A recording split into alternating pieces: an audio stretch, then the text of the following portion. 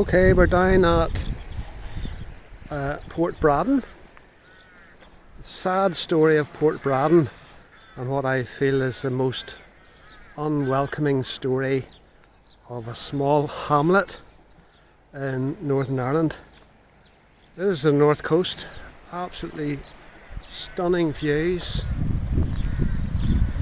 and what used to be in Portbradden was, in the Guinness Book of Records, one of the smallest churches in the world, and it was built in the 1950s, and it was really only a cow shed actually, but it was turned into a church by the Reverend Con.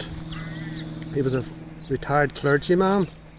It was a cow buyer at one point, and it used to raise, no, it was a non-denominational church, and it used to raise, it raised over £100,000 for various charities, and it became very, very famous. Now the story of this place is very sad actually.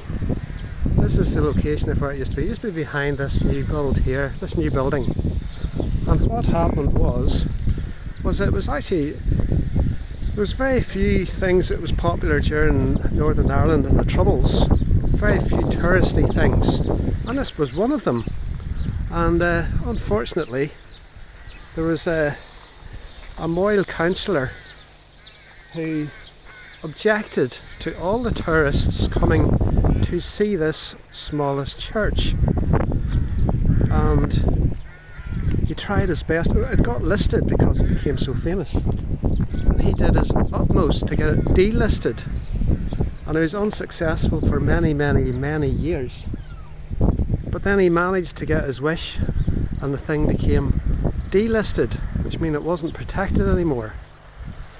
And what they did was they made things private, they made access to the place quite difficult, and this new owner of the property was sort of forced and encouraged to dismantle the smallest church in Ireland, and that's the location of where the church was.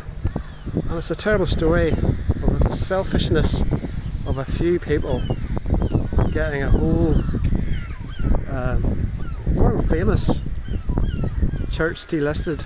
And more than that, you won't actually believe it, folks, they actually got the signpost removed for Portbradden. It used to be on the main road down, and these people are so selfish that they actually removed the sign to advertise where Portbradden was. So you wouldn't know where Portbradden was, and it's basically only about, oh, I don't know, 10 houses in the most beautiful scenic location.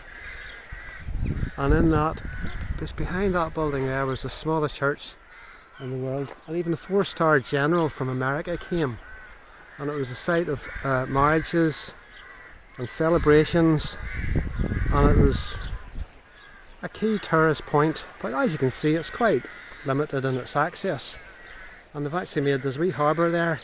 That's also private, you're not allowed down there. You can walk past it, but you can't use it, because this is actually on the Ulster Way, so they can't block it completely, so people can walk around. But they have demolished a tourist attraction, all through the work of a Moyle councillor who's meant to protect and show interest in his environment.